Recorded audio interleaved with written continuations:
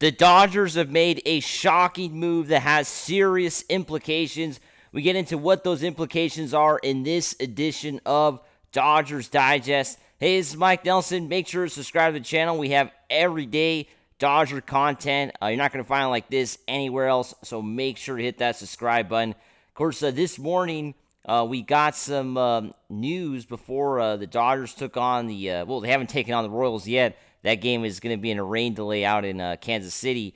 But we got some news this morning about the Dodgers making a roster move that, of course, surprised some people. And that's with Luis Garcia, right? Luis Garcia has been DFA'd. Dodgers shockingly DFA veteran reliever in a roster shuffle. This morning, the Dodgers recalled right-handed pitcher Noah Davis and designated right-handed pitcher Luis Garcia for assignment, basically ending the career of Luis Garcia here with the Dodgers. Garcia has had a 5.27 ERA with 24 strikeouts across 27 innings of work this year. But yesterday, it was a rough day for Garcia out in Kansas City, giving up 3 runs. And it looks like it's going to be his last game with the Dodgers. Didn't even finish the inning, recording just 1 out against the Kansas City Royals in yesterday's loss. But, it hasn't been the best year for Luis Garcia, right? 5.27 ERA and just 27 innings pitched wasn't the best. A 19% strikeout rate, pretty low as well, compared to the 12% walk rate. But yeah, it's been a kind of a rough, for sure time for Luis Garcia pitching with the Dodgers, right? It has not been easy whatsoever in these few months, right? It's only June 29th, right? I mean, it's not like it's been that long for Luis Garcia. It's only been 3 months.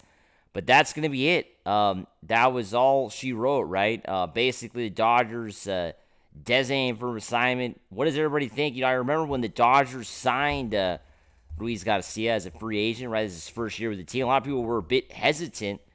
A lot of fans, I remember comments saying, the guy's 38 years old, kind of taking a risk. And it seems like those comments proved to be true, right? It seemed like it was kind of not the best signing for the Dodgers in hindsight, right? I mean, this guy was brought in to kind of help out an already pretty dominant bullpen, and he never really fit in, right? He never really fit in as a player that the Dodgers could use and be confident in, right? And he also, of course, dealt with injuries as well. He was recently on the IL, and I guess the Dodgers decided to just kind of cut ties now, and he's a free agent, and Garcia could still go and sign with another team, and be on another team that can go to the playoffs, right? It's still a month to go before that cutoff, right? Remember that cutoff that you have before you can't sign with another team after that cutoff and play on their playoff roster. So there's still plenty of time for Garcia to do that. Most likely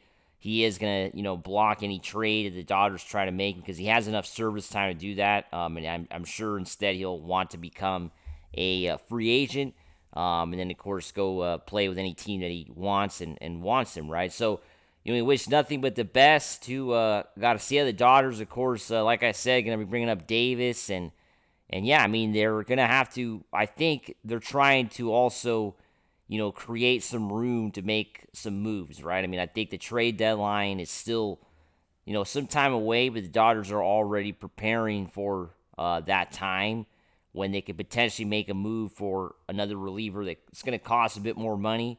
And, having Davis in there right now, a minor leaguer, is just basically temporary. They're going to see, of course, how he does as time goes on. But, if they find a better option, Davis will be back in Oklahoma City, right? I mean, I think that is, of course, a given. But, yeah, the Dodgers, once again, having to make roster moves in this season. Usually in baseball, we see a lot of moves, right? It's not like it's uncommon for this to happen.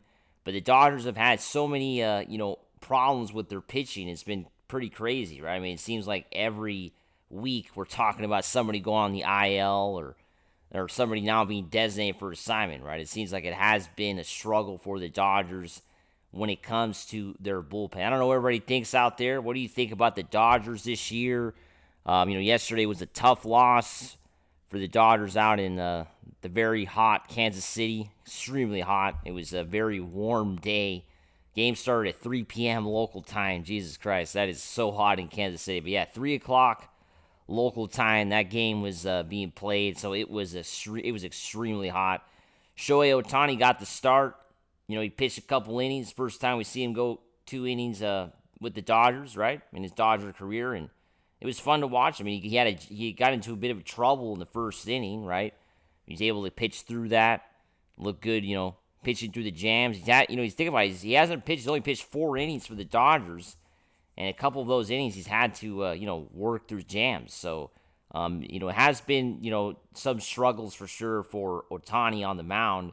It's still a work in progress for him to get back into the same Shohei Ohtani we saw prior to his latest injury on the mound, right? We may never see that Ohtani again, but I mean, it's going to take some time for Ohtani to become an elite pitcher again, because there's definitely some rust for Ohtani when you see him pitch, right? He's definitely going to take some time to get back to where he was, and that's going to take, that's why the Dodgers are being very careful with him. I think the Dodgers are being smart here, not throwing him out there for 4 or 5 innings, because he probably wouldn't do so well, and of course that's not going to help the Dodgers, right? So I think having him go out 1 or 2 innings is good. You go to the bullpen yesterday, it didn't work, right? I mean, the Dodgers, of course, really ran into some issues and gave up a lot of runs and kind of fell out of this game early, right? And also, it didn't help that their offense really didn't show up, right? Ohtani going 0 for 4 yesterday after pitching, which is obviously a bit concerning. Well, he had one of those at-bats prior to the start, but 0 for 4 yesterday, and Mookie Betts going 0 for 4. Freddie Freeman had a great day, right? Going 3 for 3 right there. So there's always some bright spots. Michael Conforto got the start. He went 0 for 4 with the walk. So yeah, it just was not the best day for Conforto, the guy that we were talking about yesterday.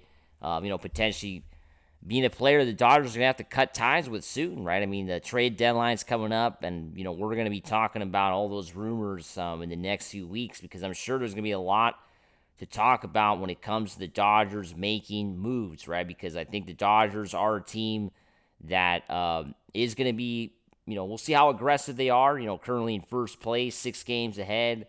I think if things continue to get farther, if it gets like 10, 11 games, I don't think the Dodgers are going to be as aggressive. I really don't think so. With the lead that much at the trade deadline, I don't think the Dodgers will make that many moves. But if it's closer, then I think we're going to see the Dodgers become more aggressive. Think of last year, become more aggressive. Think of last year when the Dodgers and the Padres were extremely close to that divisional race. The Dodgers, of course, were aggressive. But this year, if that's not the case, the Dodgers will probably stay put. But make sure to subscribe, and let's go Dodgers.